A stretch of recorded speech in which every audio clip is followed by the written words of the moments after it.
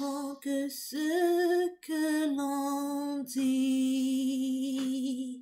Tu es plus grand que ce que l'on dit. Tu es plus grand que ce que l'on dit, Jésus. Tu es plus grand que ce que l'on dit. Tu es excellent, tu es merveilleux, tu es plus grand que ce que l'on dit. Tu es excellent, tu es merveilleux, tu es plus grand que ce que l'on dit. Tu es plus grand que ce que l'on pense, Jésus. Tu es plus grand que ce que l'on pense. Tu es plus grand que ce que l'on pense, aura. Tu es plus grand que ce que l'on pense. Oh, tu es merveilleux. Tu es magnifique, tu es plus grand que ce que l'on pense. Tu es merveilleux, tu es excellent, tu es plus grand que ce que l'on pense. You are bigger than what we can see, Lord. You are bigger than what we can say. You are bigger than what we can say, Lord. You are bigger than what we can say. Oh, you are excellent. You are marvelous. You are bigger than what we can say. You are excellent. You are marvelous. You are bigger than what we can say. Alléluia. Béni soit le Seigneur. Amen, amen, amen, amen. La séance d'aujourd'hui, j'aimerais commencer avec une histoire. Je vais vous raconter une petite histoire d'une patiente que j'ai reçue il y a 2 semaines. On va lui donner un nom, hein. On va la nommer, disons, Alette. On va la nommer Alette. Donc, Alette, c'est on va dire une jeune femme ou bien une femme de 41 ans. Mère de 2 enfants, le premier a 11 ans et le second, le garçon. Le premier a 11 ans et le second a 7 ans. Donc, quand je reçois la personne, normalement, c'est sa belle-mère que je recevais, disons la mère de son fiancé, entre guillemets. C'est elle que je recevais en consultation et quand elle est arrivée, elle me dit que vraiment, moi aussi, j'ai des problèmes de cœur. Quand tu vas finir avec ma belle-mère, vraiment, il faut t'occuper de moi aussi et tout. Elle était vraiment toute paniquée et tout ça. Donc, quand je devais mettre sa belle-mère en observation, j'ai fait le point, je l'ai mis en observation et puis j'ai pris aussi le temps et dit, bon, ok, tu paies la consultation et puis tu viens. Elle paie la consultation et elle entre dans le bureau. La consultation commence par, elle me raconte son histoire. Elle me dit, je n'avais pas de problème de cœur avant, docteur. Je n'avais pas de problème de cœur avant. Mais j'ai traversé des situations difficiles qui m'ont donné des problèmes cardiaques. Je travaille depuis 13 ans. 13 ans, donc elle travaille dans une banque de la place. Elle travaille dans une banque de la place et tout. Elle dit, bon, je travaille là-bas depuis 13 ans.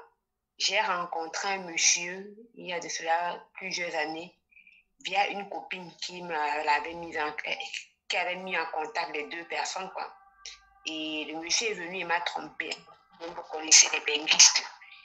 Il est venu et m'a trompé. Je savais que j'ai eu mes 2 enfants. Je ne sais pas si le monsieur avait un enfant reparti en Europe, revenu faire le 2e enfant. Bref, je n'ai pas voulu savoir les détails de l'histoire. Parce que ce n'était pas ça qui l'amenait pour ses problèmes de cœur. Donc, Elle me dit que le monsieur l'a trompée, donc ils ont eu les 2 enfants en question. Et il est retourné en Europe, mais il ne fait plus signe de vie. Il n'envoie plus rien pour les enfants. Il a vraiment abandonné la fille. Elle, donc, de son côté, s'est débrouillée, vu qu'elle avait quand même un travail. Elle a contracté une dette pour pouvoir payer un terrain et construire une maison. Maison dans laquelle elle loge sa maman et sa petite sœur. Parce qu'elles ne sont que 2 filles à leur mère. Elle loge sa maman. Le papa est déjà décédé. Elle loge, donc comme c'est elle qui travaille et qui s'est un peu retrouvée dans la famille, voilà. Elle loge sa maman et sa petite soeur dans sa maison. Et elle me raconte que sa maman et sa petite soeur lui rendent la vie impossible. Elle n'a même pas encore fini de rembourser la dette, mais elle doit encore gérer les problèmes à la maison avec sa maman et sa petite soeur. Il y a un monsieur qui s'est intéressé à elle, malgré le fait qu'elle avait 2 enfants. Et je dis bien, elle a 41 ans. Il y a un monsieur qui s'est intéressé à elle. Elle m'a dit, docteur, moi j'avais dit que si un homme veut m'épouser, vu que celui-là m'a déjà trompé, il est parti. Si un homme veut m'épouser et qu'il aime mes enfants, il craint Dieu. C'est les 2 critères que j'ai dit à Dieu, Seigneur, ça me suffit. Je vais l'épouser parce que là, je passe aussi. Donc, bon, selon elle, il craint Dieu et il aime ses enfants.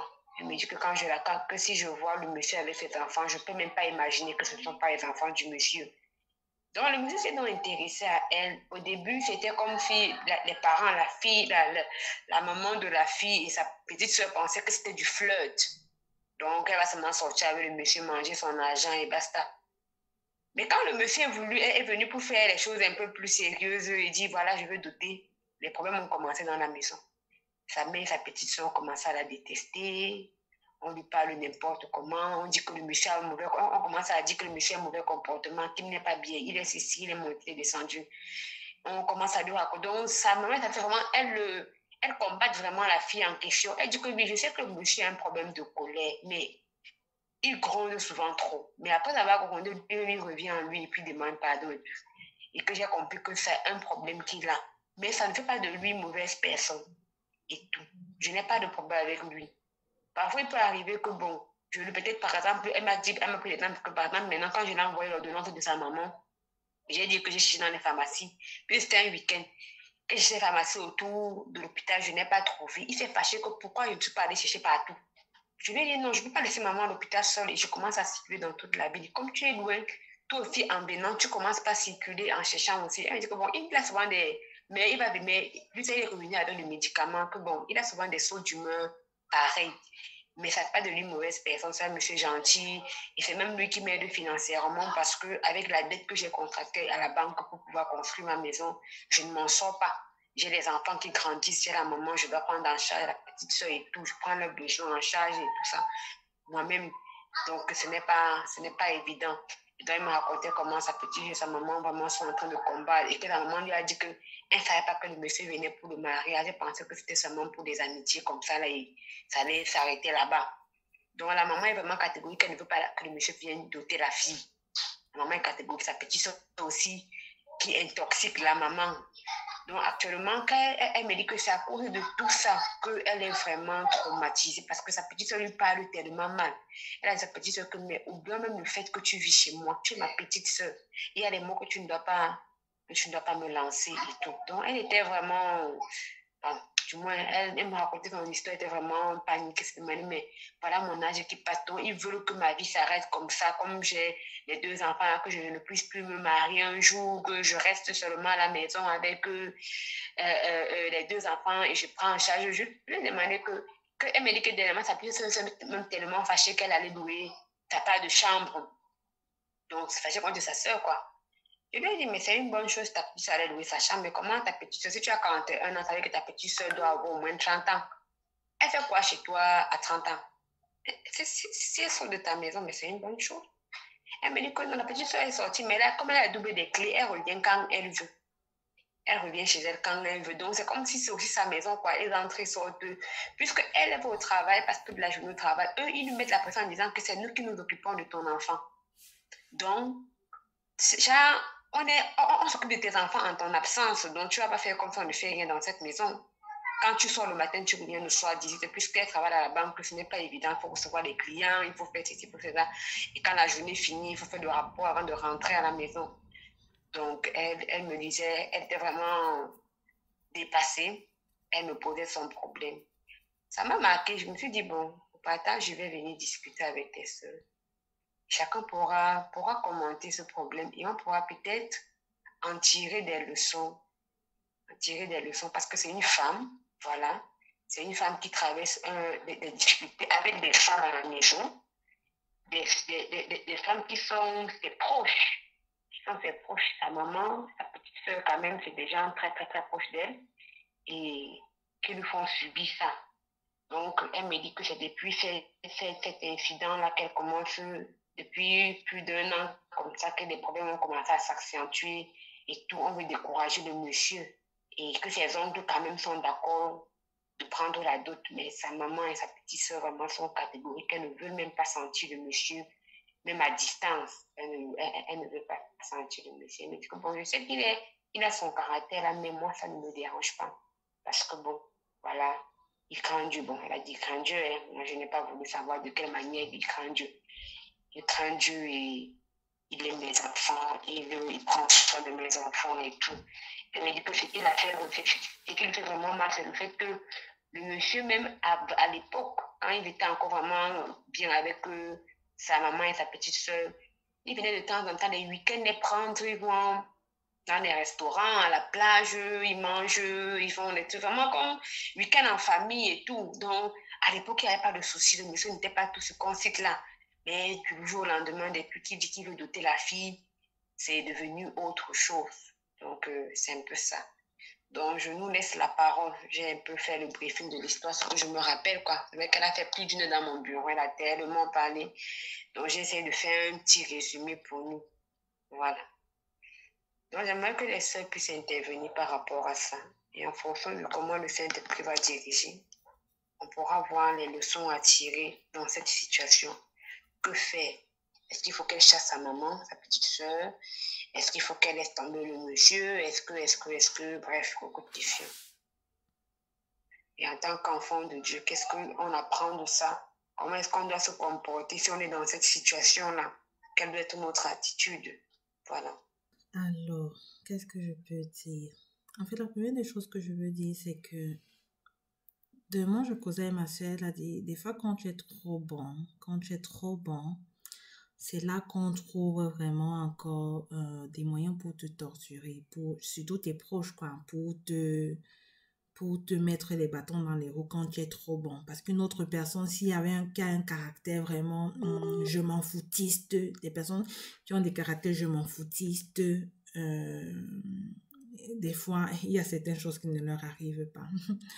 Je ris en même temps de ce commentaire parce que, bon, j'ai dit que je le dis d'abord. Et l'autre chose que je dis, c'est que c'est une situation assez particulière et assez complexe. Parce que d'une part, ce n'est pas que tu as un oncle ou un cousin qui s'oppose à ton mariage, mais ce sont des personnes très proches, c'est-à-dire ta maternelle et ta sœur. Ceux sur qui la plupart du temps dit que ok, je prends vraiment l'appui, donc c'est là-bas que je rentre, je rentre me ressourcer entre guillemets quand les choses ne vont mal, quoi. Si les gens du dehors me détestent, les gens du dehors ne sont pas d'accord avec moi, si ceux de l'intérieur, mon cadre restreint avec moi, je trouve la force pour lutter, je trouve la force pour espérer. Mais quand c'est plutôt de l'intérieur que le feu s'enflamme, c'est un peu difficile, non? Et ça casse beaucoup. Ça casse beaucoup le moral. Et justement, ça peut avoir des répercussions même très profondes sur la santé de la personne qui vit cela, non? Je crois que ça c'est d'un. Et de deux, dans le récit, tu nous dis que la maman, bon, la fille, la maman et la sœur de la fille croyaient que avec le monsieur, c'était juste pour manger de l'argent et tout et tout. Bref, de ce côté-là, j'ai envie d'abord de dire que, mais, ok, si c'était le cas, que c'était juste pour manger l'argent, vous acceptiez parce que vous étiez contente, je ne comprends pas très bien le problème.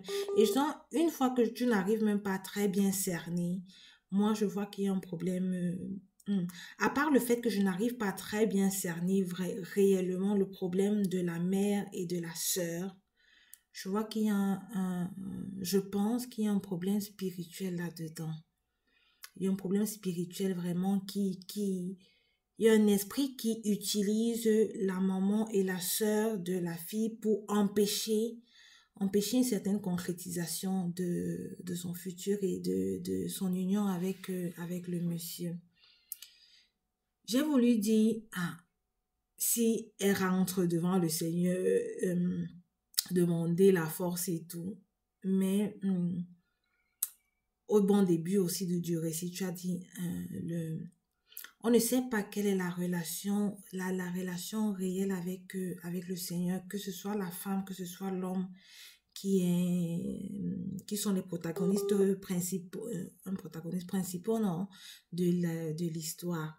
Et donc, moi je dirais, si je veux répondre maintenant, donner un point de vue en tant que chrétienne par rapport à ce sujet, c'est que il y a, il y a, il y a il y a un esprit, il y a un problème spirituel qui est en train de sévir.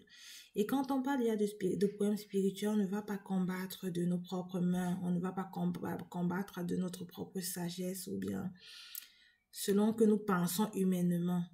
Mais on rentre devant le Seigneur et on lui dispose le problème, non? Et tout en attendant une direction de lui. Tout en attendant une direction de lui, si préalablement on est certain qu'effectivement c'est le monsieur là que je veux dire quoi, on a une certaine conviction que oui, c'est le Seigneur, c'est le monsieur, c'est le conjoint que le Seigneur veut pour nous. Donc en fait, c'est un ensemble de choses que je dis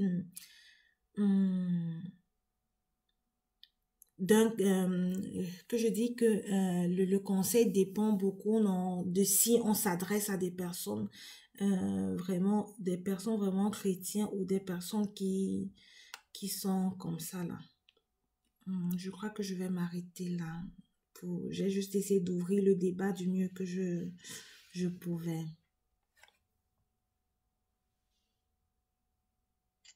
Ok, d'accord, merci beaucoup. Allô? Oui, vas-y. Ce que je veux dire, c'est que pendant que tu faisais le récit, il y a une phrase qui m'est venue en fait. Refuser de voir Pierre pour toujours voir Simon. Et je vais m'expliquer. En fait, parce que moi, ça m'interpelle en tant qu'enfant de Dieu, ce que tu viens de partager. L'attitude de la mère et de la sœur de la fille qui se marie en question.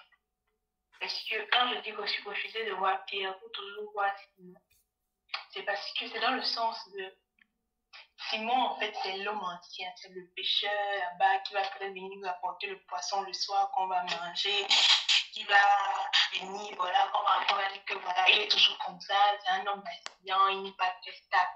Mais du moment où, voilà, je tire des avantages de cette situation, ça m'arrange.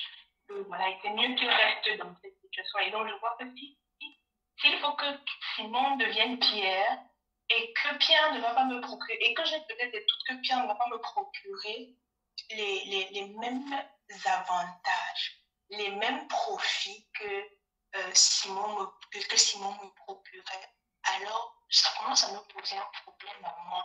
Et il faut que, voilà, donc, et généralement, ce que l'on voit dans notre affaire, c'est empêcher donc que Simon devienne Pierre.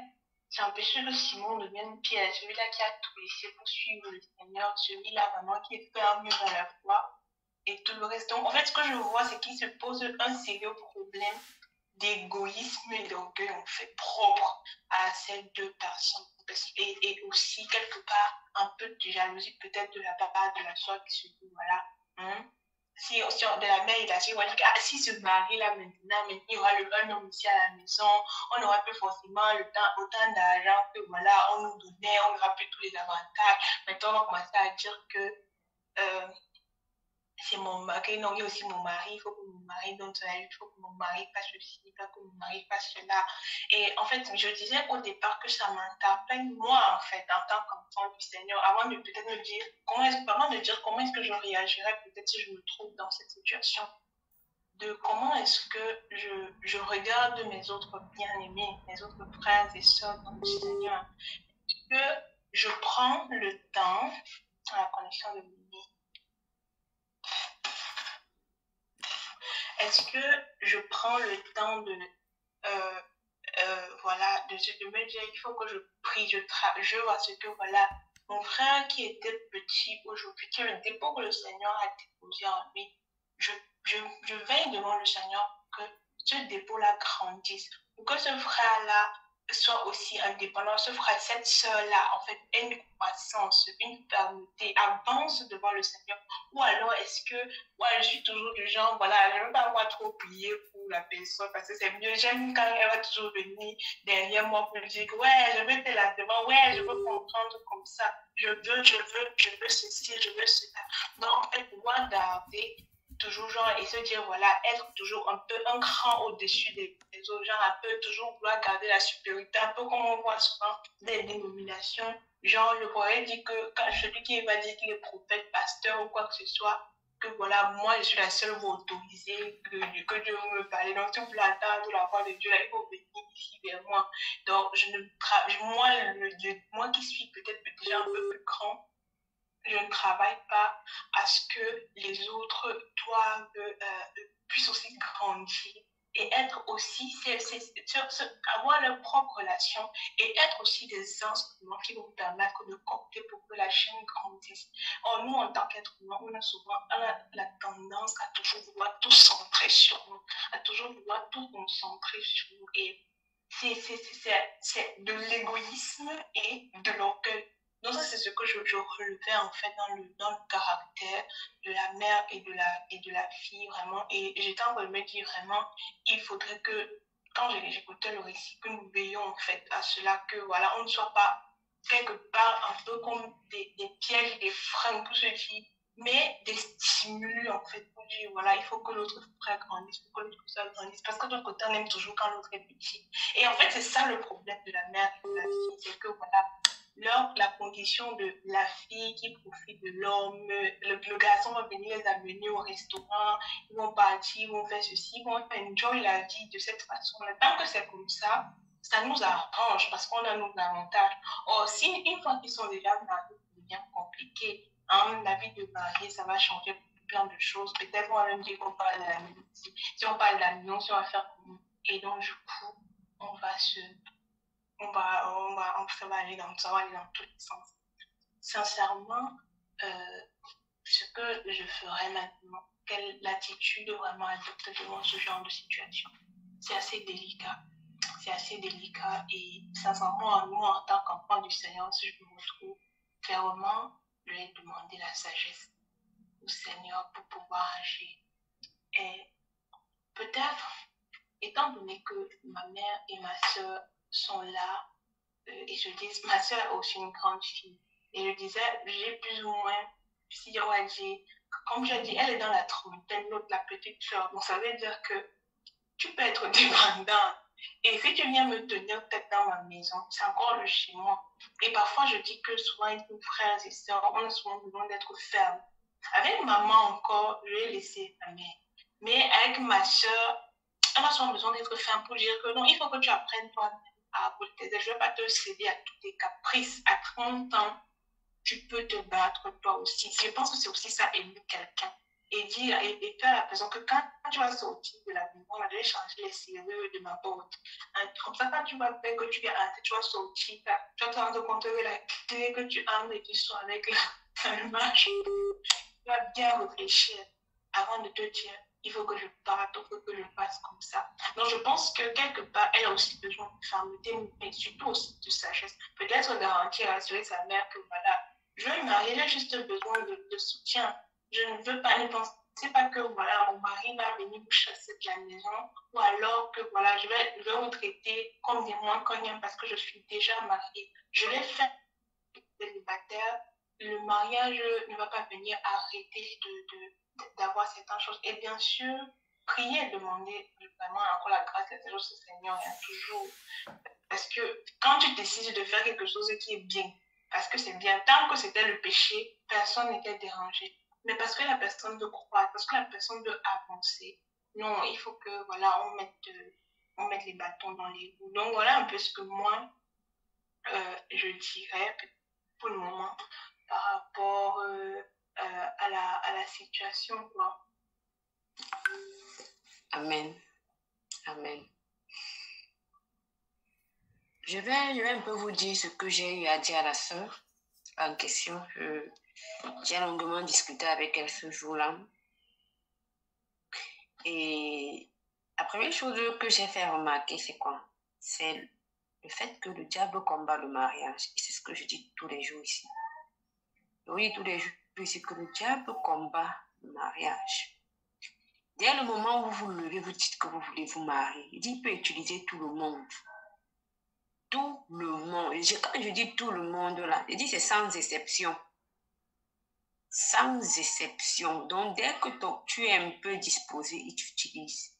Ça peut être ta mère, ça peut être ton frère, ça peut être même ton enfant. C'est-à-dire, il peut être ton père, ça peut être tout le monde, ta future belle-mère, tes belles-sœurs, il utilise tout le monde. Ça peut même être le pasteur de l'église dans laquelle tu pries. C'est-à-dire, le diable utilise tout le monde pour combattre. Quand il s'agit de combattre le mal, le diable met toutes les batteries en jeu. Et c'est depuis le jardin d'Éden que cela a été fait avec Adam et Ève. Il fallait d'abord détruire le mariage entre Adam et Ève. Il fallait détruire le mariage entre Adam et Dieu. C'est-à-dire, le diable est debout depuis longtemps. C'est depuis la fondation du monde que le diable est debout contre le mariage. Et ça, c'est une interpellation pour mes sœurs qui préparent le mariage, qui sont fiancées, ou qui ne le sont pas encore, mais qui ont envie de se marier. Quand vous allez vous décider que bon, voilà, je suis convaincue que c'est le frère, et que vous allez dire oui, sachez que le jour que vous allez dire oui, là, les petites attaques de 10 francs que vous aviez là, c'est fini, hein. Là, il y aura les vraies attaques. C'est au moment-là même que vous allez savoir c'est quoi on veut se marier. Ça s'appelle quoi? Et c'est des moments où on doit pouvoir atteindre une certaine maturité. C'est pour ça que je dis, ne soyez pas pressés de dire que non, il a mon âge, ma soeur est mariée, ma cousine est mariée, ma petite soeur. Préparez-vous spirituellement. Préparez-vous spirituellement. Parce que c'est d'abord ça. C'est d'abord cette préparation spirituelle-là qu'il faut avant d'entrer dans le mariage. Parce que quand vous allez commencer, d'abord même pour dire oui, parfois en tout cas une comme moi, là, ça a commencé là-bas. C'est-à-dire que même quand tu as là les demandes, même pour choisir la demande qu'il faut, mais les révélations fusaient de partout. Quelqu'un t'appelle d'ici. Oh ma soeur, j'ai eu la révélation parce que j'ai vu ton mari, c'était tel. Tu ne fais même pas une semaine où tu appelles que j'ai vu ton mari, tu te dis que donc Dieu a décidé que moi, je me marie avec tout le monde. Donc moi, c'est là, quand il m'avait créé, j'étais la femme de tout le monde en même temps. Des aînés dans la personnes que tu respectes spirituellement, des personnes que tu as leur témoignage. Les gars t'appellent et te disent que bon, j'ai eu que c'est tel, j'ai eu que c'est tel. C'est là où tu comprends que l'affaire est là. L'affaire est là. C'est-à-dire que la confusion naît. La confusion. Toi-même, tu restes comme ça à niveau, tu te dis non. Il y a un problème dans l'histoire. Donc, le diable peut vraiment lutter contre le mariage. C'est pas une surprise. C'est pas une surprise. C'est ce que j'ai dit à la sœur. J'ai dit, premièrement, le diable lutte contre le mariage. Et ça, là, c'est depuis longtemps. Pas parce que c'est moi parle aujourd'hui, là, que ça a commencé. Et ça a toujours été comme ça jusqu'à nos jours. Et ça continuera toujours comme ça. Il va toujours combattre le mariage parce qu'il sait ce qu'il y a dedans. Il sait le plan que Dieu a prévu dans le mariage. La deuxième chose que j'ai dit à la sœur, il faut éviter de traiter les sujets spirituels de façon physique. Je vais dire que beaucoup de personnes traitent le sujet spirituel de façon physique. Tu viens me dire que tu as mal au cœur. Est-ce que tu penses que c'est parce que tu vas pleurer dans ta chambre, crier, tout ça, là, que la situation par laquelle tu parles va changer? Je ne dis jamais. Ça ne changera pas. C'est-à-dire que plus tu vas pleurer, plus tu vas voir que c'est dur. Les choses vont aller de mal en pire.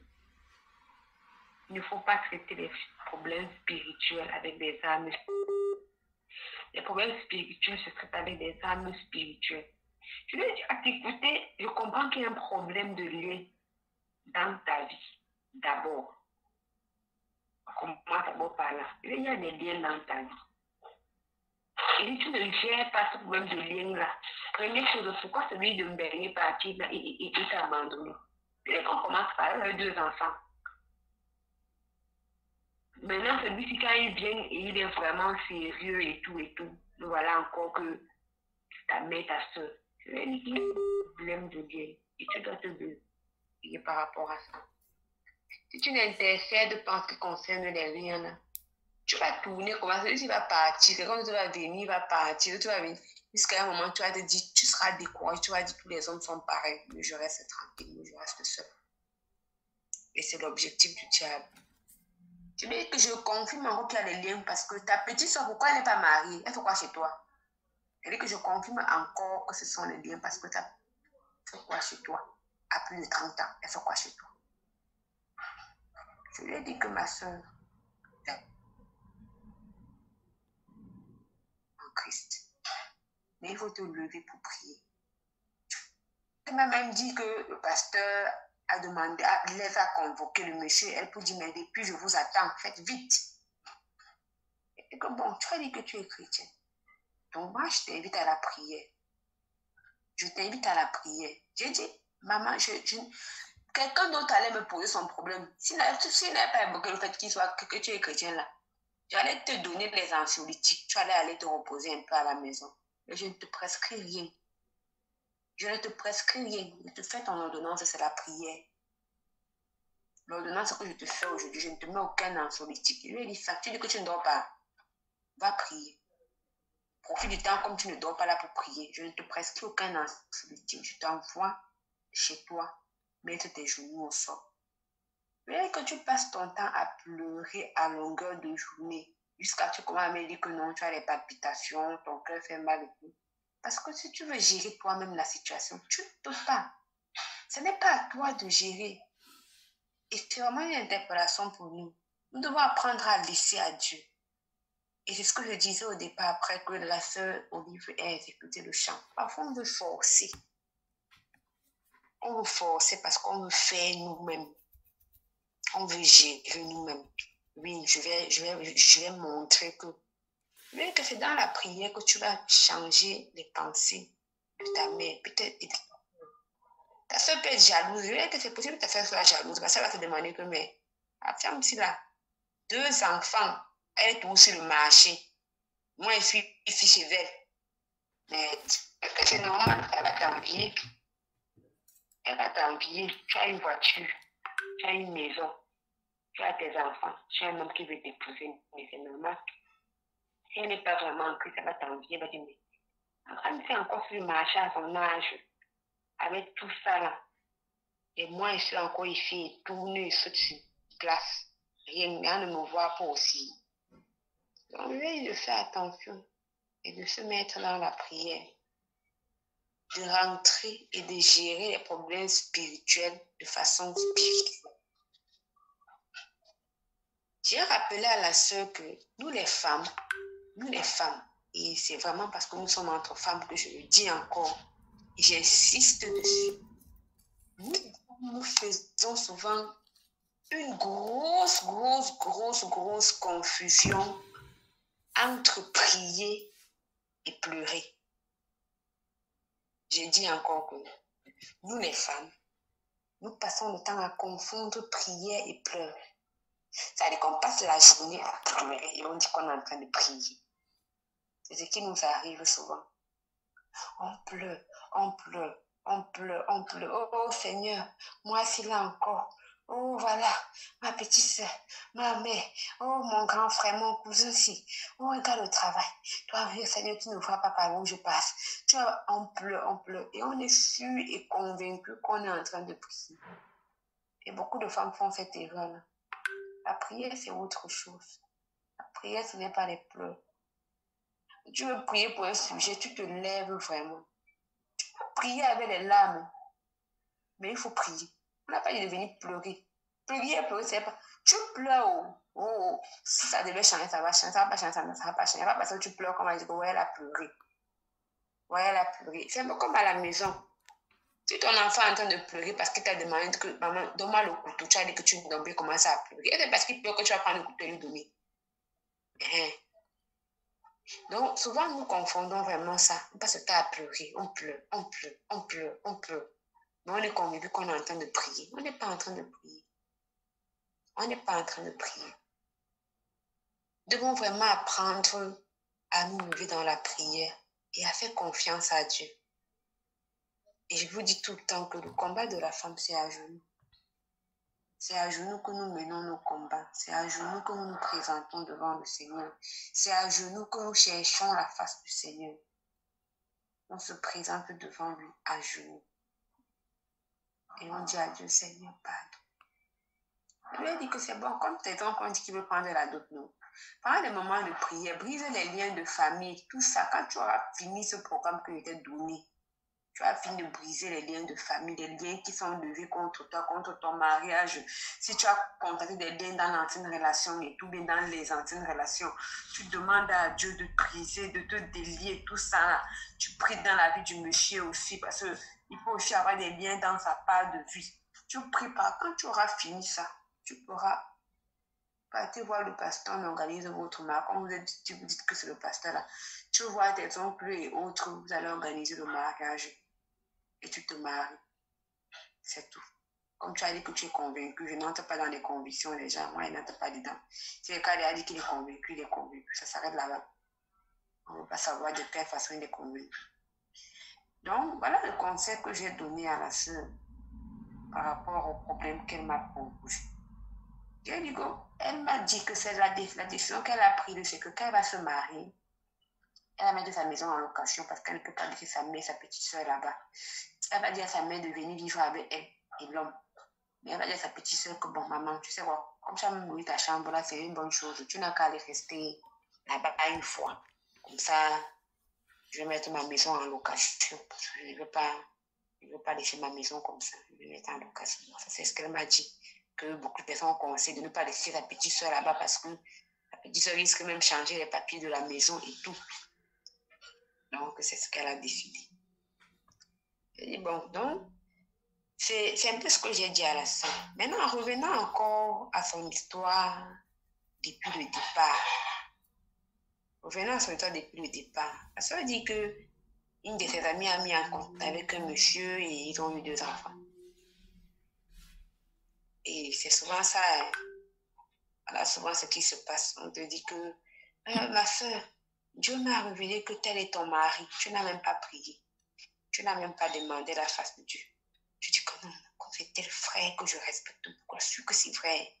Tu ne prends même pas. Après tout, c'est toi qui te maries. Comme c'est telle soeur-là.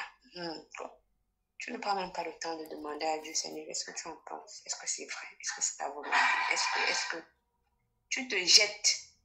Après, tu crois à pleurer. Je croyais qu'il était chrétien. Je croyais. C'est souvent ce qui arrive.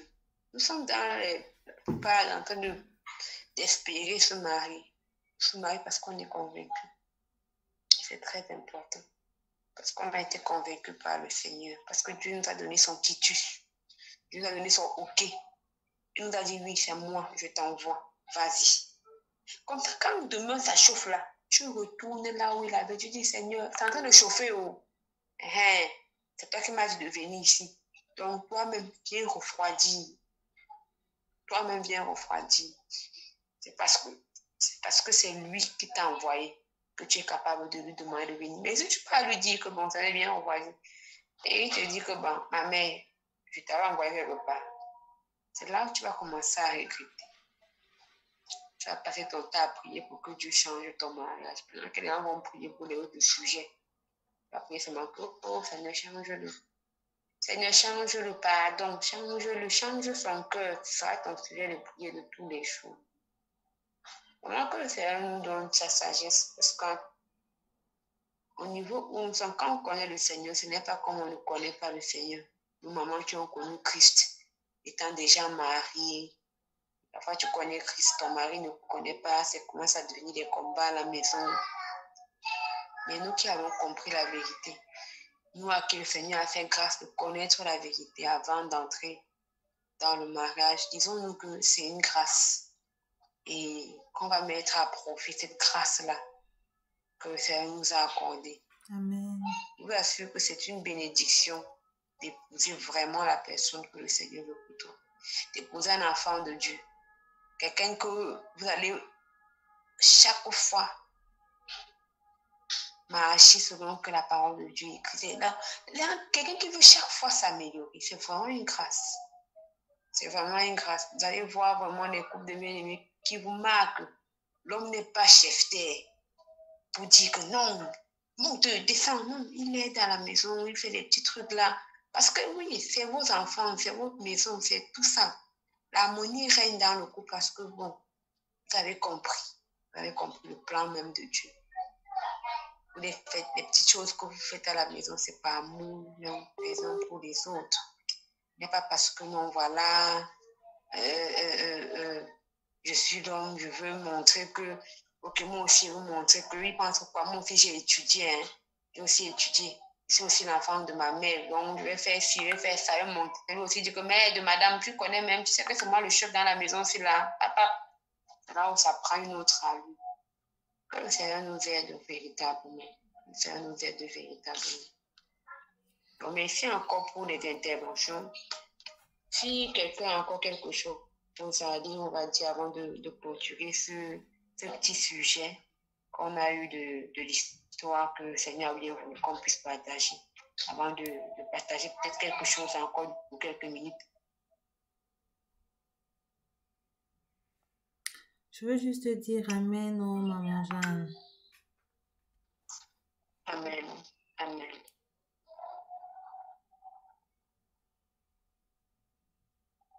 Je sais comment on va intervenir.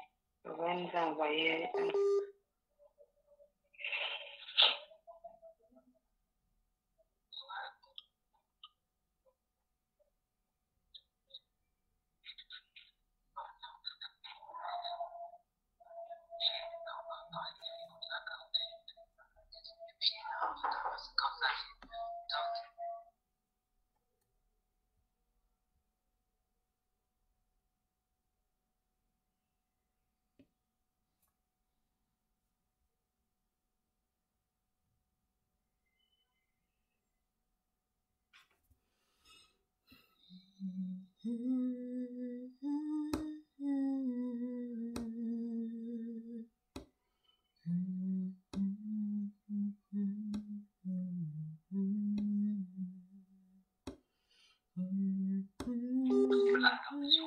Allô?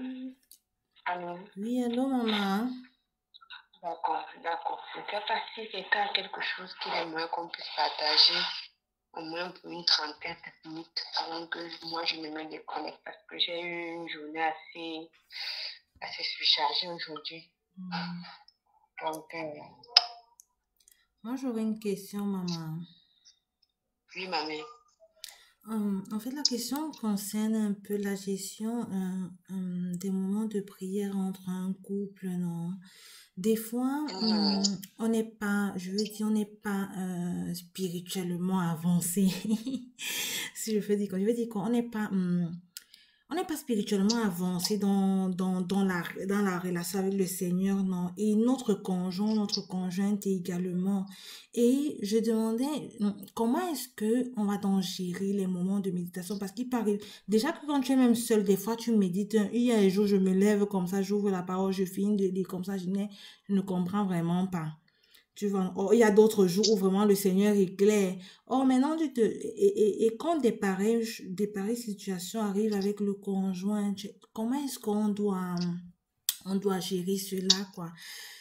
La question peut sembler un peu stupide parce que c'est que oui, on va dire, ah, c'est le Seigneur qui éclaire. Mais j'ai dit de toutes les façons, je partage avec les sœurs, non, on ne sait jamais. Voilà. Amen. Amen. Ok. Donc, ça veut dire que c'est le cas où, parce que la dernière fois, on a dit que le masque, des bébés, le masque, pas pour les. Non, c'est pour les adultes. Et quand on parle d'adultes sur tous les plans. C'est-à-dire adultes sur le plan physique, parce que bon, voilà, j'ai 18 ans, je suis une femme, j'ai 18 ans, j'ai 16 ans dans certains pays, j'ai 18 ans, j'ai 21 ans, j'ai 20 ans, en fonction des conventions de chaque pays. Sur le plan social, parce que voilà, je sais comment gérer les relations avec les uns les autres dans la famille, sur le plan sentimental, je suis adulte, sur le plan c'est pas seulement l'âge qui fait de nous que nous soyons matures pour aller se marier. Vraiment, le mariage, c'est pas pour les bébés. Parce que lorsqu'on a dans le mariage avec une certaine immaturité, bien qu'on soit chrétien, on peut facilement y sortir. Je dis bien, on peut facilement y sortir. J'ai une bien-aimée qui me dit toujours que quand elle s'est mariée, c'est-à-dire que plusieurs fois elle a porté son sac sorti de la maison, parti. Pourquoi mettre ce qu'elle dit? Tu dis que c'était une sœur en Christ. Elle a porté le sac. Parce que jamais elles sont mariées, elle est fâchée. Elle entre dans la chambre, elle fait ses affaires, elle ne portait pas. Le monsieur reste dans sa tête, c'est que Noël est dans la chambre. Après, il entre comme s'il ne la voit pas. Il appelle, tu es où? Je suis chez nous. Peut-être 2 ou 3 fois. Vous imaginez un peu. Elle dit, le monsieur l'appelle chaque fois, il lui dit que les gens nous la parole, ils nous respectent, que voilà vraiment modèle. Quand les gens viennent son mari est pasteur, quand les gens viennent chez moi chaque jour, quand les gens viennent au bureau me parler, ils apprécient mon couple. Mais toi, je ne comprends pas ce qui ne va pas avec toi. Alors que les gens t'apprécient tellement, non, maman, tu es une bonne femme. Mais parfois, tu me fais écrire à la maison, qu'elle dit que s'il a envoyé une autre scène, là, non, je suis foutue. Pour vous dire quoi, quand il y a une certaine immaturité, on risque de tomber dans certains problèmes. La grâce que cette soeur a eue, c'est que son mari était mature. Donc, il savait gérer la situation de façon à ce qu'il a amené sa femme. Il a amené sa femme à pouvoir se rapprocher du Seigneur. Par sa façon d'être, par sa façon de faire. Et donc, sa femme véritablement du Seigneur et comprendre certaines choses.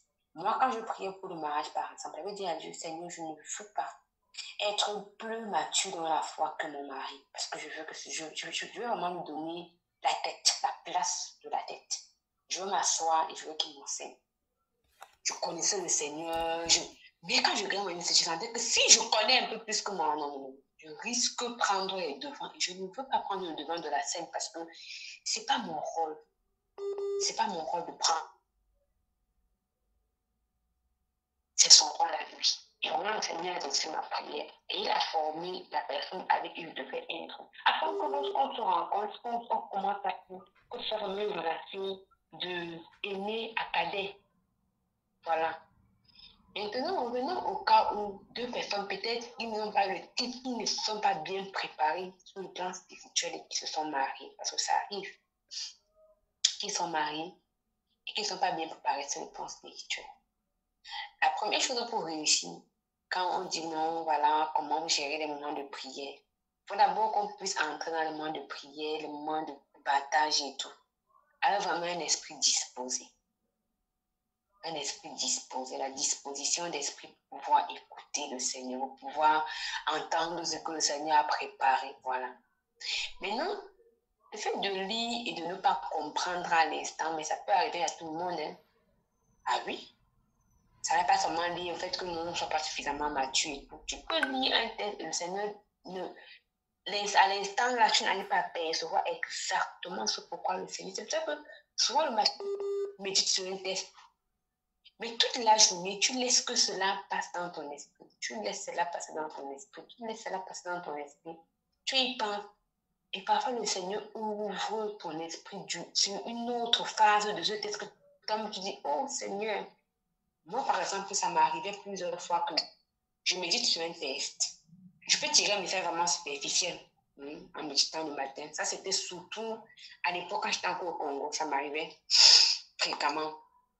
Je peux avoir un message superficiel. Mais chaque fois en journée, je continue à repenser. Je continue à repenser au texte. Je repense au texte. Je repense au texte. Parfois, le soir même, parfois même, je me couche. Je suis endormie et j'écoute le Seigneur me parler. Ce qui fait qu'il y avait le moment où je sautais dans la nuit, je prenais mon cahier, je note. Je dis, tu es couché, mais le fait que tu repasses, il me dit que Marie repassait les paroles du Seigneur dans son cœur. Le fait que tu repasses ces paroles dans ton cœur, le fait que tu repasses cela dans ton cœur, fait que le Seigneur te donne une autre compréhension, une meilleure compréhension. Ça te dirige, ça te permet même d'écouter le Saint-Esprit. Ça te permet d'écouter le Saint-Esprit. Il y a le moment où j'étais dans la nuit comme ça là. Ça m'arrivait tellement. Que ça par rapport au songe, pour l'interprétation, que ça par rapport au test de méditation. Parfois, je fais un songe, j'écris le songe. Mais je passe la journée à y penser. Je dis, bon Seigneur, tu vois, je me couche le lendemain, peut-être que je suis couchée, je ne suis pas endormie parce que je suis en train de repenser. Je fais le point sur ma journée, parce que j'aimais souvent faire le point sur ma journée avant de dormir. Je fais le point sur ma journée, je rends grâce à Dieu. Pendant que je fais le point sur ma journée avant de m'endormir, c'est là où le Seigneur ouvre carrément. C'est comme si tu vois un écran qui s'allume devant toi et tu reçois, tu paieras directement que, oh, voilà. Donc, l'important, c'est d'avoir la disposition de cœur. Quand on arrive devant le Seigneur, ce n'est pas forcément à l'instant T là que le Seigneur peut me dire.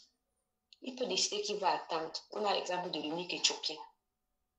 L'exemple de l'unique éthiopien qui a passé son temps à méditer les paroles du Seigneur. Mais il ne comprenait pas, mais il vient. Le gars ne s'est pas fatigué, il n'a pas dit que bon, comme il n'a pas compris, il va fermer la Bible, il va laisser les prophéties là. C'est même difficile. Et effectivement, quand tu lis les prophéties, c'est souvent compliqué à comprendre. Si ce n'est pas le Saint-Esprit qui t'ouvre l'esprit. Il déclare que le Seigneur a envoyé Philippe. Le Seigneur a envoyé Philippe spécialement pour l'eunuque éthiopien.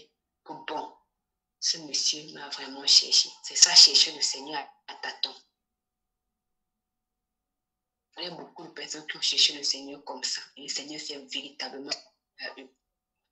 Le Seigneur s'est véritablement révélé à eux. Lui-même dit qu'il ne ferme pas la porte à celui qui frappe.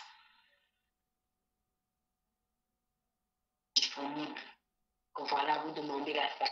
Demandez. Si tu n'as pas de sagesse, demande. Si tu n'as pas de compréhension, demande, mais demande avec foi. Sachant que lui, le Seigneur va te donner cela. Amen. Et cette sagesse-là dont Jacques parle, ce n'est pas seulement pour aller composer à l'école, à l'école, non. Dans la lecture, même dans les écritures, pendant que tu médites la parole du Seigneur. Non, je n'ai pas compris, je n'ai pas de sagesse. Seigneur, je n'ai pas compris. Je n'ai pas compris. Seigneur, aide-moi. Je n'ai pas compris. Même dans les songes, tu fais un songe, le Seigneur te donne un songe, tu n'as pas compris. Tu dis, Seigneur, je n'ai pas compris le songe. Je n'ai pas compris. Je crois que c'est dans Zacharie où le Seigneur donne la vision à Zacharie. Et après, on lui demande est-ce que tu as compris? Il dit qu'il n'a pas compris. Mais comment tu n'as pas compris ça? Et il a dit sa vérité, il n'a pas compris. Et donc là, je lui donne l'interprétation du son. Donc c'est un peu ça. Il faut être sincère avec le Seigneur. C'est-à-dire, moi, j'ai compris que le Seigneur n'est pas seulement, je ne sais pas quoi, un Seigneur pour donner les ordres aux gens, mais c'est aussi un Père. Et quand tu comprends que Dieu est aussi un Père, ça fait que tu as une autre façon de l'aborder. Tu as vraiment une autre façon de l'aborder. Je n'ai pas compris. Je ne maîtrise pas. Je n'arrive pas. Mais si je prie pour un truc, un défaut que je veux que ça me bénisse, Seigneur, je sais que tu es un Dieu, mais tu n'es pas seulement Dieu pour en faire sinon, tu es aussi un Père. Et c'est parce que tu es un Père que je viens, moi, ta fille, te demander la force. Je ne veux plus avoir tel comportement. Quand j'ai ça, ça m'énerve. Même je sais que ce n'est pas un comportement d'un enfant de Dieu, mais je n'arrive pas à me maîtriser. Ça m'arrive souvent. Je ne sais même pas comment je vais faire tout ça. Tu viens devant le Seigneur parce que c'est un Père. C'est un père, il faut expérimenter la dimension paternelle de Dieu.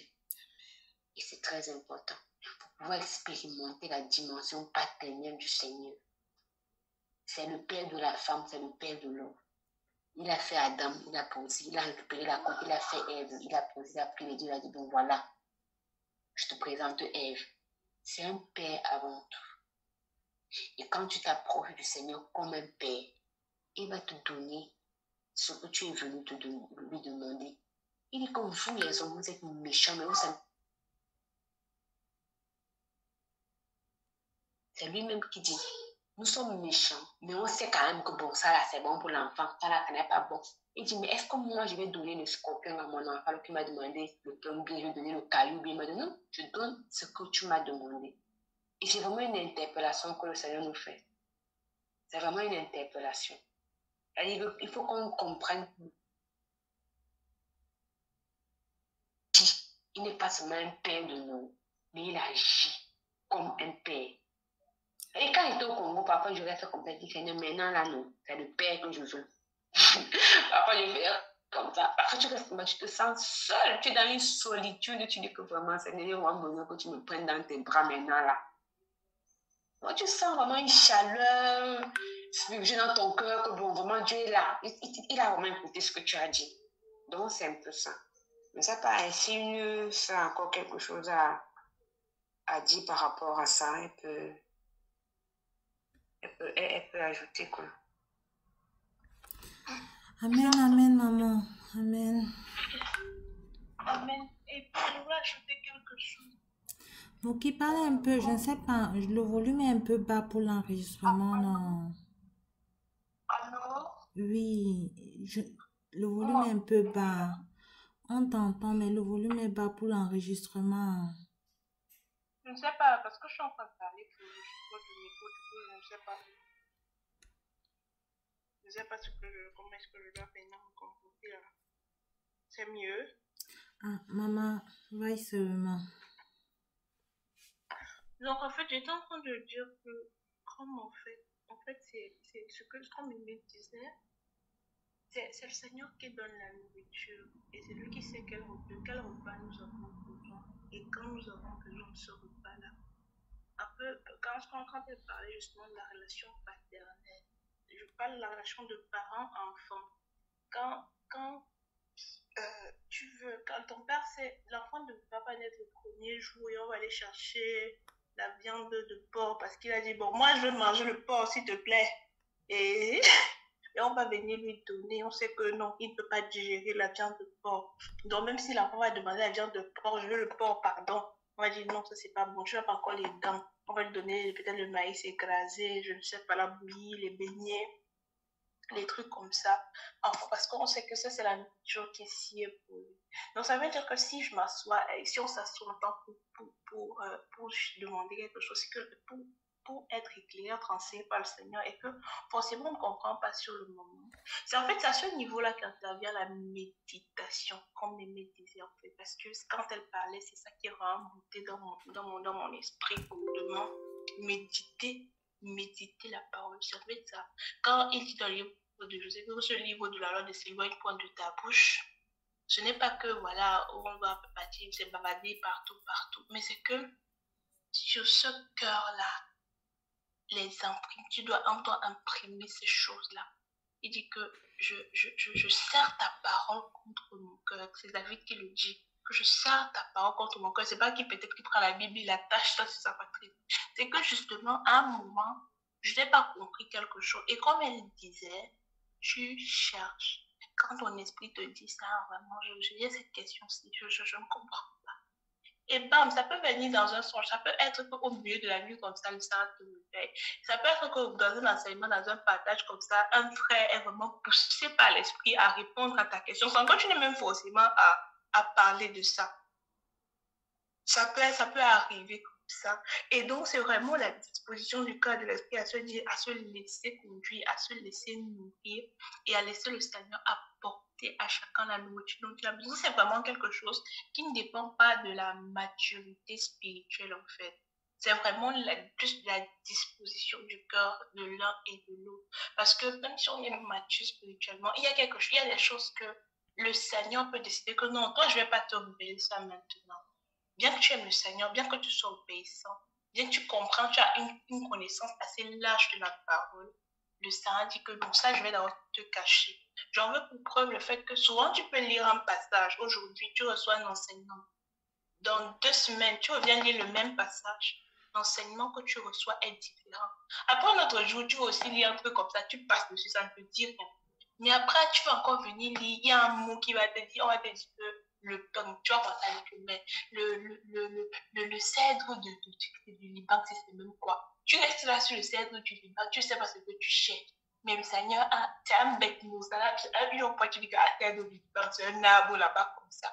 Mais, donc, parce que, mais un jour, quand le Seigneur t'a arrêté dessus, tu dis, c'est là qu'au moins tu comprends que non, en fait, et voici ce que le Seigneur voulait me révéler. Donc, je vais juste me lier, en fait, me concorder encore, ajouter du sel, en fait, un peu d'assaisonnement, de piment, à ce que Mémé disait et tout. Pour dire que, voilà, c'est vraiment se laisser, que ce soit dans le couple, que ce soit qu'on est même seul dans nos propres relations, vraiment se laisser guider, se laisser disposer. Lorsque je viens, je dis, papa, aujourd'hui, là, j'ai faim. J'ai faim. Tu ne peux pas, même quand même à la maison, quand tu étais chez tes parents, tu ne vas pas dire à ton père que bon, oh, papa, j'ai faim.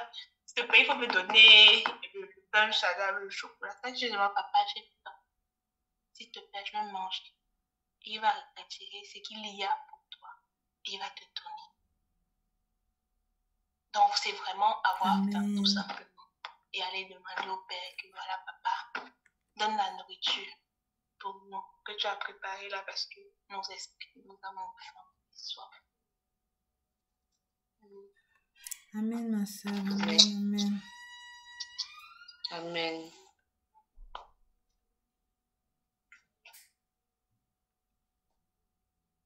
Aujourd'hui, la connaissance de maman a dit c'est autre chose. Voilà. C'est pour ça qu'elle écoute généralement seulement les autres parce que c'est difficile pour nous. Ça va aller. Amen. Je ne sais pas s'il y a quelque chose encore. S'il n'y en a pas. Hier, en fait, je me suis couchée dans mon lit.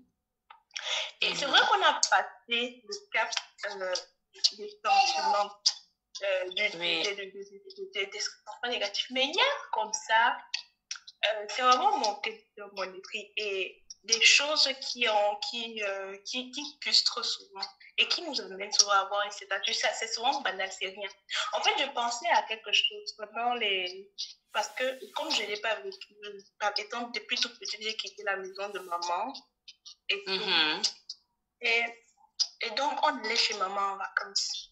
Et donc, généralement, quand on allait chez maman en vacances, en fait, j'allais avec Olive aussi, elle quittait Douala. Moi, j'étais à Bon, moi, j'ai la grand-mère Olive qui était Douala. Et on se retrouvait toutes là-bas.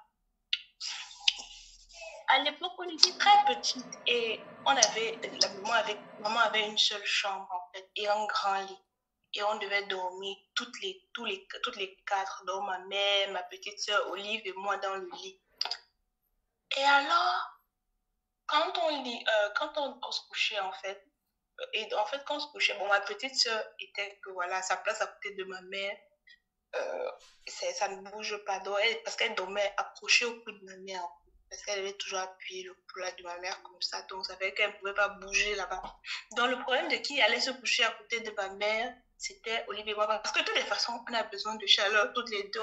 Chacun a besoin d'être un peu plus rassuré, parce qu'on a peut-être peur dans la nuit. Il faut que voilà, on soit directement en contact avec papa, parce que ça protège et tout. Et alors, on se couchait comme ça.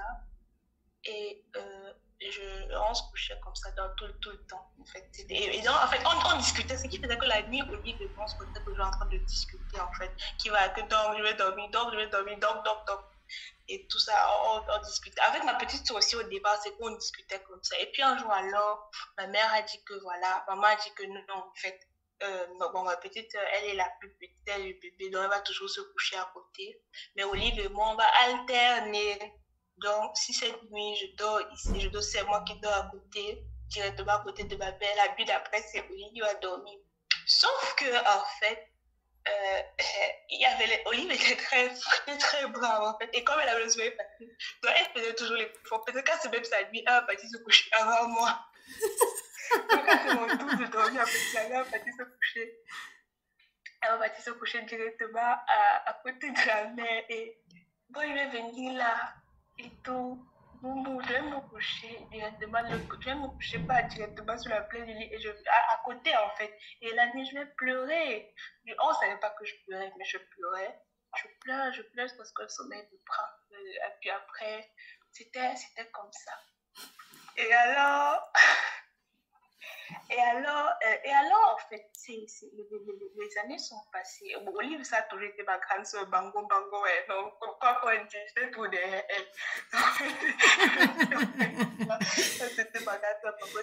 Quand elle était devant la cassette, parce qu'après, elle m'a appelé, me passer ses livres. Personne ne faisait l'eau que la poste. Elle m'a dit que peut-être voici le livre qui a problème, voici peut-être que la bille, voici. Donc, ça a toujours été quand même comme ça. Elle m'a toujours assez choyée, quand on le dit. Elle a toujours eu une attention particulière à mon égard.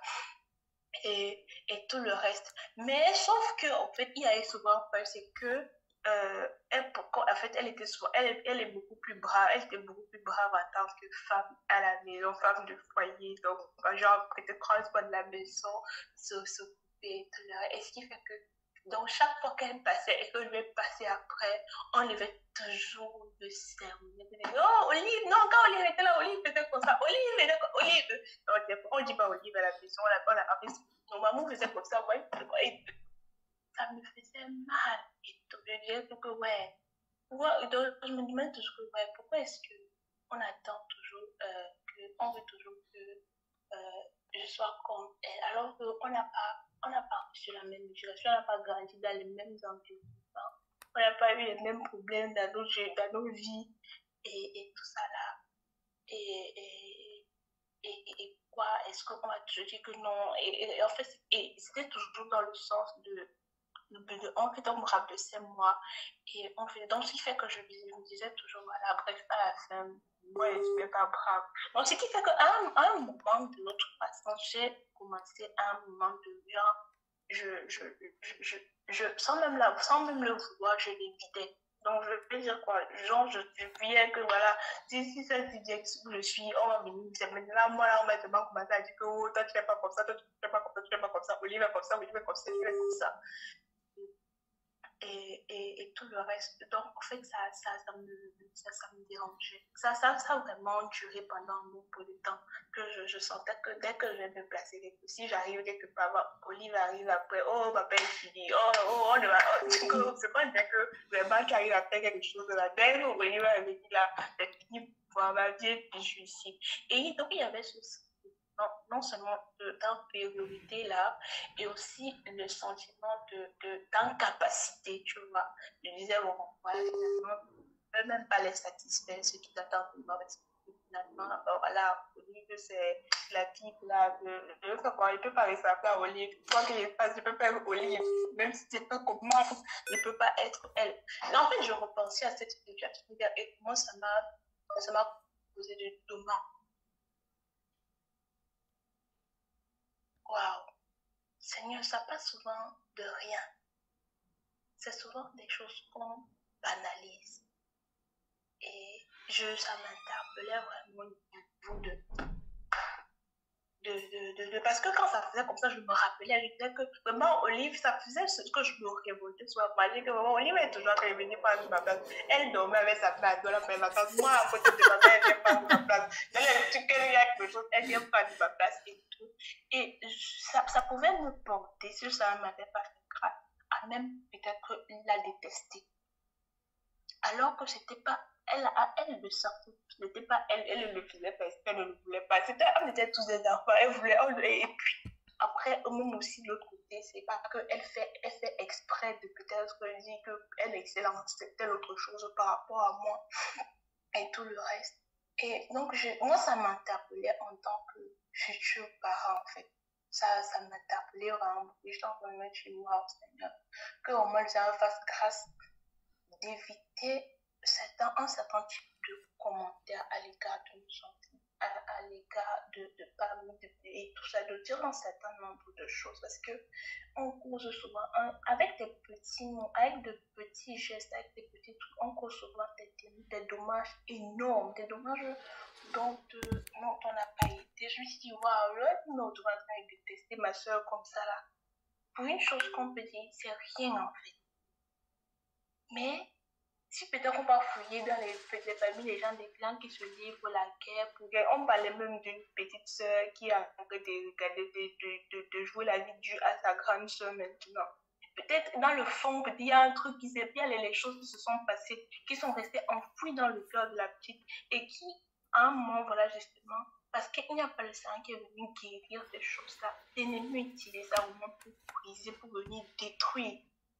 Et tout le reste. Non, en fait, j'ai pensé à ça hier. J'ai dit que non, si à l'occasion se présente aujourd'hui, vraiment, je vais partager ça avec nous, quoi.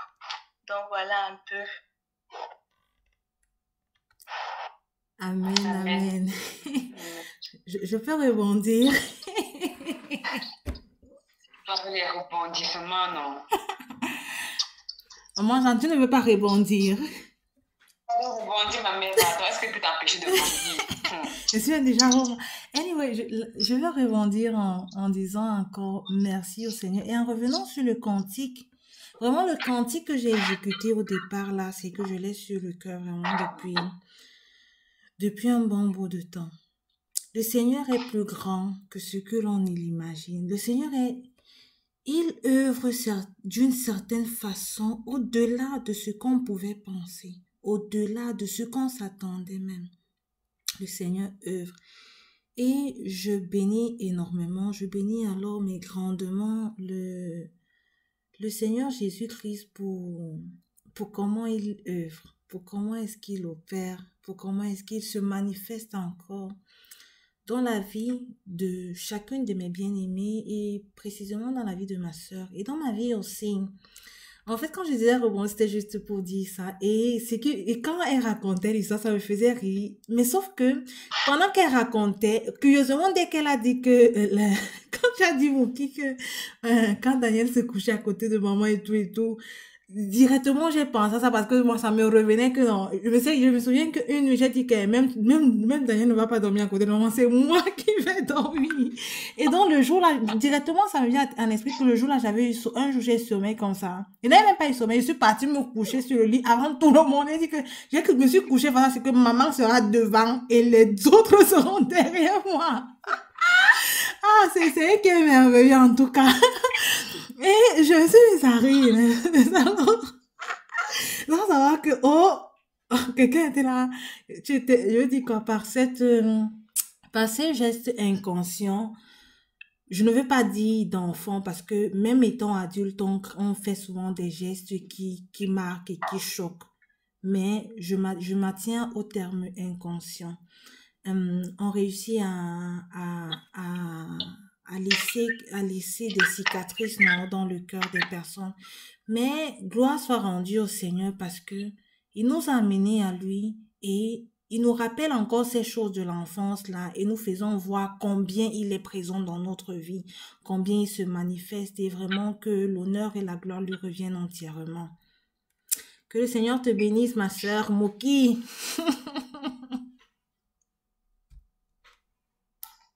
Amen, amen, amen. En fait, Moki ne répond pas. C'est écrit amen, non, ma soeur. Moi, je voulais écouter ta voix. Amen, amen. Attends le micro, maman Jeanne. En fait, ce que je voulais dire, c'est que les frustrations vraiment dans l'enfance, c'est des choses que les gens, la plupart des personnes, je m'appelle moi aussi, j'ai eu ce conflit-là avec ma petite soeur. J'ai eu ce conflit-là, ma petite soeur, oui, avec une fille avec une grande soeur chez nous, qui était venue faire l'université, comme on était à Chang, c'était une ville universitaire et tout. Après le baccalauréat, elle est donc venue, la grande soeur en question est venue faire l'université, quoi. Qui assimilait ma petite soeur, quoi, Annabelle dans Ruby.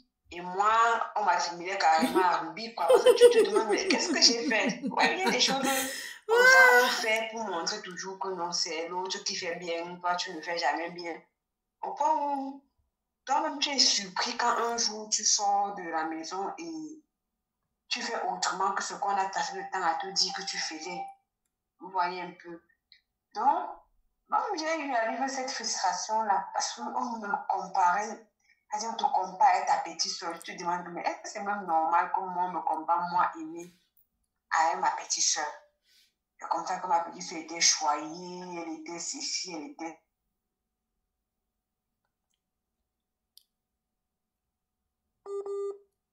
C'est à ce moment-là qu'on a compris qu'on ne l'aidait pas.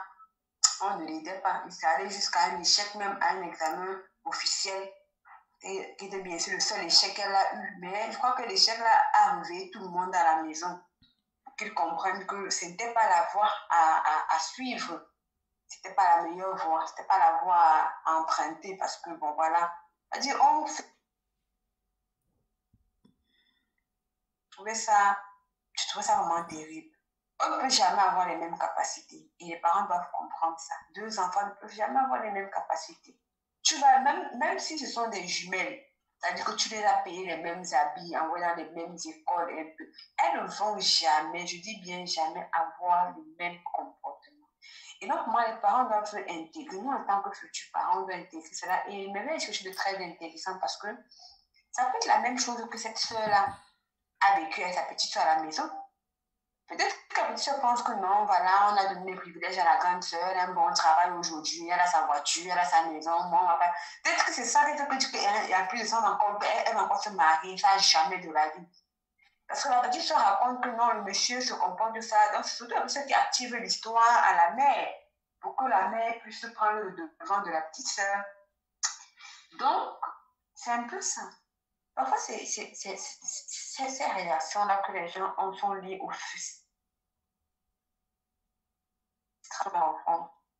Et que lorsque Christ ne vient pas, je dis bien lorsque Christ ne vient pas enlever ça, ça change notre façon d'être à la longue. Pas plus tard que récemment, je crois il y a fait quelques jours, avant-hier ou c'est pas avant-hier, je discutais avec mon mari et je lui disais vraiment, je priais encore, je méditais encore dans Matthieu chapitre 5 et je priais, je demandais à Dieu, Seigneur, donne-moi d'avoir ceux qui ont le cœur pur quand ils verront Dieu. Et j'ai vraiment élevé ce sujet à Dieu. J'ai dit, Seigneur, donne-moi un cœur pur. Et un cœur pur, c'est vraiment un challenge. Parce que une comme moi, j'étais quelqu'un qui était très frustré dans les amitiés. C'est-à-dire, je m'ouvre facilement aux gens. Très facilement. Et le fait de s'ouvrir très facilement aux gens a poussé que je puisse être à chaque fois frappé. Au point où, à un moment, je me suis dit, c'est mieux que je me renferme et que beaucoup de portes. Vraiment, je limite la casse. Le peu qui me reste là, ça n'a qu'à rester là où c'est. Je vais limiter la casse. Et donc, je lui disais encore l'autre jour que quand on méditait dans Matthieu 5, je suis revenue sur ce verset. Je lui ai dit, ça, c'est le verset qui m'a le plus frappé parce que c'était vraiment ma prière avant qu'on ne s'appelle pour la méditation. C'était le sujet de prière sur lequel je priais sans même savoir que c'est sur ce texte qu'on allait méditer. Parce que j'ai vécu une situation terrible dans le service. Il y a ça quelques jours. Vraiment terrible. Et donc, je disais à mon mari que, mais qu'est-ce qui se passe au juste? Donc, moi, si là, il ne peut pas être quelque part, c'est calme. Donc, les gens ne peuvent pas être sincères avec moi un seul jour dans leur petite vie, non. Donc, il faut toujours que ça là où les gens ne sont pas sincères. Donc, c'est comme ça. Donc, toute ma vie, c'est comme ça. C'est-à-dire que j'ai vraiment... je rends grâce à Dieu parce que ce que j'ai vécu les années précédentes, avant d'arriver ici à Lomé, tous ces événements ont fait que je n'ai pas ouvert mon cœur déjà que j'avais ouvert avant. Donc, quand il y a la casse là, je sens moins les dégâts.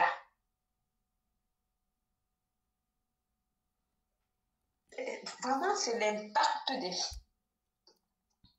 c'est l'impact des frustrations. Vraiment, c'est qu'à un moment, tu te sens que non. Et il disait que vraiment, ma prière, c'est que le Seigneur restaure mon cœur. Parce que il y a des jours, c'est quand il y a des problèmes comme ça, que ça remonte dans mon esprit et que je sens qu'il y a encore des séquelles.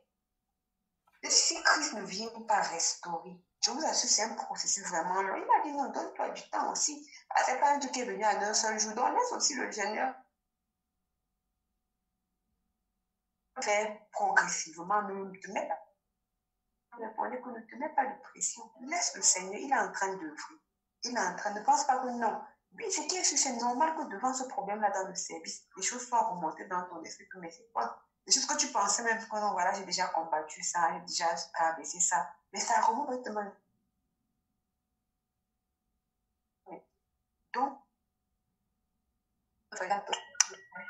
Donc, une seule fois dans leur vie, les gens ne peuvent pas être trouvés. Ça, c'est depuis longtemps. Depuis la fac au Cameroun, j'ai vu vraiment des gens qui n'étaient pas sincères.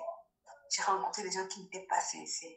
Et comme je suis du genre de personne qui ne me justifie pas, et ça, c'est un gros défaut que j'ai. Du coup, quand j'ai un problème avec quelqu'un, tu vas toujours prendre le devant de la personne. Parce que si tu attends que moi, je vais aller me justifier, tu vas mentir. Je n'ai pas le temps là. Je dis toujours aux gens que chacun doit croire ce qu'il veut croire. Donc, je te laisse croire ce à quoi ton esprit est disposé à croire. Je reste dans mon coin, ça c'est comme ça que je fais. Du coup, quand j'ai des problèmes avec les gens, souvent, on me donne toujours tort. Je suis habituée à ce que le tort soit lancé de mon côté. Que j'ai déjà pris. Parce que, première chose. Or, souvent, c'est la première personne qui vient poser le problème qui a raison. La première personne. Ça, vraiment, au Congo, mon tuteur s'est plaint. Il me dit, mais non, tu parles même chaque fois. C'est elle qui vient parler de ça. Je ne suis jamais la première personne à venir me plaindre. Parce que pour moi, je ne trouve pas d'important d'aller me plaindre à une tierce personne. Si toi et moi, on n'est pas capable de s'asseoir. Je me dis qu'en tant qu'adulte, on doit être capable de s'asseoir à deux et de parler. Il ne faut pas que quand on ne nous a pas encore dépassé à deux, il y a une troisième personne qui est au courant. Pour moi, je ne conçois pas les choses comme ça. C'est pour ça que quand quelqu'un fait quelque chose qui n'est pas bien, je te inbox et te dis que bon, voilà, tu as fait ça et je n'ai pas aimé. Mais parce que moi aussi, je ne sais pas pourquoi je ne vais pas dire à une troisième personne, à une cinquième personne, à une dixième personne. Parce que moi, je ne suis pas au courant. Donc, du coup, je ne suis jamais la personne qui vient me plaindre en premier dans des problèmes. Donc, souvent, c'est moi qui ai tort. Ça, je suis habituée. Donc, ça fait que, je ne sais pas. Aujourd'hui encore, j'étais discuté avec une collègue. Je lui dis que tout ce qui s'est passé au service là, je lui dis, est-ce que tu sais que l'encadreur qui me dénigrait m'a écrit quelques jours avant? Elle était choquée. Elle était choquée. Il parle comme tu peux penser que non. Des personnes que je dis et tout et tout. Elle était choquée que non. Mais bon, c'est son problème. Moi, je le dis seulement à toi parce que bon, comme tu as posé la question, je dis que non la réponse. Mais moi, je ne vais pas aller dire aux gens que voilà, je ne vais pas entrer dans l'état de ma vie avec quelqu'un. Chacun fait comme il veut. Chacun fait celui qui veut croire à quoi il croit. Chacun se laisse conduire par ça à quoi son cœur est disposé. Je ne veux pas de conflit interne avec qui que ce soit. Je suis venue faire, je suis venue pour un objectif. Du moment où c'est mon objectif est atteint, là, je prends mon papier, je rentre chez moi. C'est tout. C'est la seule chose qui m'a amené ici. Mon papier. Je prends mon papier, je rentre chez moi. Donc, j'étais vraiment choquée. J'étais vraiment choquée avec ce qui s'est passé.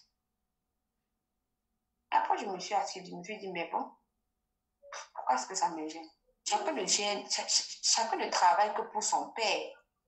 Lui, il travaille pour son père. Moi, je continue à faire le travail de mon père. Chacun travaille pour sa part de père. Je ne veux pas entrer dans... Chacun travaille. Ceux qui sont en train, les collègues qui sont en train d'aller parler des autres chez les encadreurs parce qu'ils pensent que non, certains seront cardiologues, d'autres seront ramasseurs de papier. Ils n'ont qu'à continuer. Moi, j'ai dit, bon, ok, je m'en fous. Donc, c'est un peu ça. Pour vous dire que des frustrations, vraiment, souvent, tu penses avoir surmonté une situation jusqu'à ce que une autre situation qui peut être similaire ou pas survient. Et quand cette situation-là survient, toi-même, tu sais que, hey, donc, j'avais encore des bribes de ça dans mon cœur. Vous comprenez? C'est quoi, c'est un travail qui est continu. Je reste toujours devant le Seigneur pour ça. Je reste toujours devant le Seigneur. Ça fait que j'ai du mal à me réouvrir. C'est-à-dire, quand j'ai des blessé par quelqu'un, j'ai souvent du mal à me réouvrir à la personne. Et c'est vraiment un travail que je suis en train d'abattre actuellement. Parce que si un enfant de Dieu te fait quelque chose et qu'il te demande pardon, tu as l'obligation de pardonner et de lui donner une autre opportunité parce que c'est un enfant de Dieu.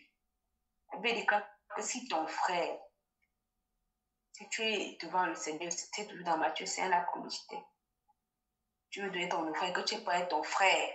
On doit préciser ton frère, ton frère, ton frère. Je vais quand même préciser que c'est ton frère. On va vous dire que tu vas pas aller embrasser le sorcier du quartier. On a dit ton frère. Donc, c'est un enfant de Dieu a fait quelque chose. Il te demande pardon. Tu vas pardonner. Parce que le Seigneur peut encore t'utiliser dans la vie de la personne. Et si tu n'es plus disposé à donner une occasion à la personne, pourtant Dieu t'a donné une autre occasion, c'est difficile pour toi de pouvoir impacter la personne. Donc, c'est un peu ça. C'est ce que je voulais un peu ajouter par rapport à l'intervention de notre sœur Merveille concernant les frustrations. C'est pourquoi lorsqu'on a débuté ce moment, j'ai commencé par ces sentiments négatifs. Et j'ai dit c'est très important pour vraiment y aller. Vraiment aller là-bas et demander à Dieu de nettoyer. C'est vraiment une vie de nettoyage. Une vie de nettoyage, une vie de nettoyage. Et chaque fois, et c'est un nettoyage qui est continu. Chaque fois que le Seigneur remonte quelque chose à la surface, tu rends grâce à Dieu. Tu dis Seigneur, continue le nettoyage, continue le nettoyage, continue le nettoyage. Parce que pour être véritablement épanoui devant le Seigneur, il faut être nettoyé. De tous ces mauvais sentiments-là qu'on a eu, ces frustrations et autres qu'on a eu à traverser. Moi, que le Seigneur nous soutienne. Amen, amen, maman. Amen, vraiment.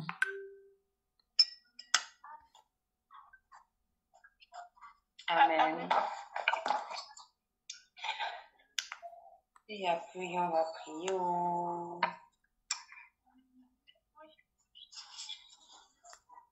Tu dis? Je dis Amen. Amen.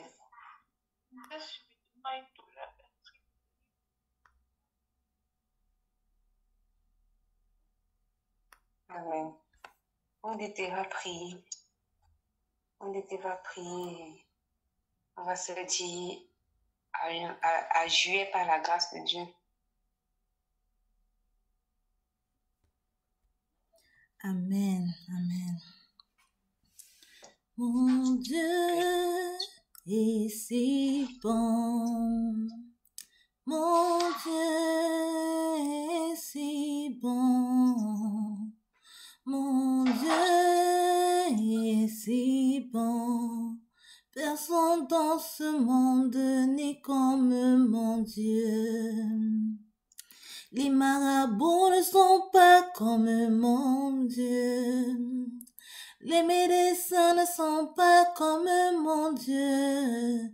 Même les prophètes ne sont pas comme mon Dieu. Personne dans ce monde n'est comme mon Dieu. Éternel mon Dieu, mon roi, notre Seigneur, notre Sauveur, notre lumière et notre pain de vie. Roi de gloire, nous retournons encore à toi. Nous retournons encore à toi, Seigneur Jésus-Christ, dans les moments de joie, dans les moments de tribulation, dans les moments difficiles, les moments de peine. Quand nous sommes fatigués, chargés de fardeaux, Roi de gloire, nous retournons à toi. Toi qui es Dieu, toi qui es tout-puissant, toi qui es amour, miséricorde et plein de bonté. Seigneur, tu es notre force et personne n'est comme toi, Seigneur Jésus-Christ. Nous ne trouvons solution, nous ne trouvons appui, nous ne trouvons abri en personne d'autre qu'à toi. Nous te disons merci. Nous ne trouvons sagesse également, au Roi de gloire, en personne d'autre qu'à toi. Seigneur Jésus-Christ, nous te bénissons pour ce merveilleux moment, bien que court, mais très riche passé avec les sœurs. Merci au Seigneur Jésus-Christ parce que tu as disposé encore. Tu as disposé les sujets sur lesquels nous échangerons. Tu as disposé les temps et les circonstances. Et tu as pourvu, Seigneur Jésus-Christ, même pour la connexion, afin qu'elle soit stable. Nous te disons merci. Roi de gloire, nous croyons que tu as également disposé les cœurs, afin que ces paroles riches ne se limite pas seulement, Seigneur Jésus-Christ, à ce jour-ci. Ne se limite pas seulement à entrer dans nos oreilles, mais qu'elle puisse trouver un siège dans nos cœurs. Qu'elle puisse trouver un siège dans nos cœurs, afin, Seigneur Jésus-Christ, de pouvoir germer et produire des fruits agréables. Agréables à l'Éternel. Roi de gloire, nous te bénissons abondamment, Père, et nous te remercions encore infiniment pour tes bontés, pour ta grâce infinie, pour comment, Seigneur Jésus-Christ, tu nous donnes de bâtir nos maisons, tu nous donnes d'être des femmes sages de demain, des femmes qui craignent l'Éternel et des femmes qui cherchent de tout leur cœur à vouloir être agréables, non par leur propre force, mais se laissant encore guider par le pain spirituel, par la parole. Merci Seigneur Jésus-Christ. Roi de gloire, nous voulons encore te confier nos vies. Nous voulons encore te confier chacune des situations de nos vies, que ce soit, Seigneur Jésus-Christ, ces situations-là qui nous ont heurtés un jour comme un autre dans le passé, il y a de cela 10 ans, il y a de cela 20 ans. Roi de gloire, c'est entre tes mains que nous remettons, afin que d'une façon ou d'une autre, Seigneur Jésus-Christ, tu puisses toi-même encore travailler, tu puisses toi-même encore restaurer, tu puisses toi-même encore révéler et ôter, apporter la lumière, Seigneur Jésus-Christ, dans ces cœurs meurtris, dans ces cœurs qui autrefois ont été meurtris, dans ces cœurs qui autrefois ont été blessés. Roi de gloire, c'est à toi que nous nous abandonnons entièrement. Nous abandonnons davantage nos cœurs, Père, car c'est de là que tout vient. C'est de là, Seigneur Jésus-Christ, que tout émane. Nous te confions ce cœur-là afin que tu sois celui-là qui le purifie, que tu sois celui-là qui le renouvelle encore chaque jour encore plus, afin de le rendre davantage disposé à marcher comme tu le veux. Oh, Éternel, mon Dieu, mon roi, viens Seigneur et continue de prendre contrôle de nos vies, continue à être celui-là qui nous tient par la main et nous conduit sur le chemin qui mène à toi. Continue, oh Seigneur Jésus-Christ, de conduire nos pas et surtout d'affermir nos pas, Seigneur, sur le chemin périlleux, lors des tempêtes, quand la mer se déchaîne. Roi de gloire, donne-nous d'être plus affermis que jamais et de compter sur toi et sur toi seul. Je te confie la vie de mes bien-aimées sœurs, de celles qui sont présentes ici, de celles qui écoutent en différé, ou de celles-là même, Seigneur Jésus-Christ, qui écouteront cet enseignement même dans 10 ans. Puisse cet enseignement, Seigneur Jésus-Christ, puisse ta parole porter encore des fruits dans le cœur de tes enfants. Puisse ta parole être fructueuse dans le cœur et dans la vie de tes enfants, et que l'honneur et la gloire te soient rendus à toi et à toi seul, aujourd'hui et éternellement. Viens Seigneur Jésus-Christ et continue d'accorder la force et la santé à nos os. Continue d'accorder la sagesse et l'intelligence, Seigneur Jésus-Christ, dans nos méditations quotidiennes et dans notre vie quotidienne, sociale comme spirituelle.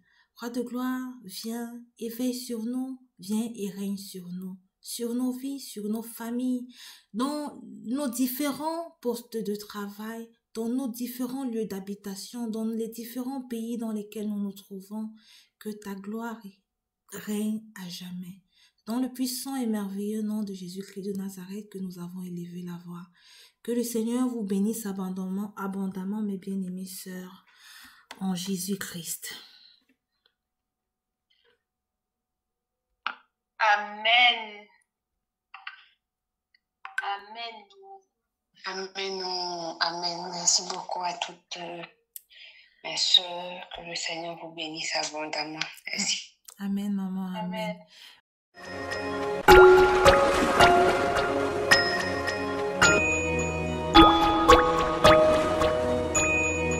Amen.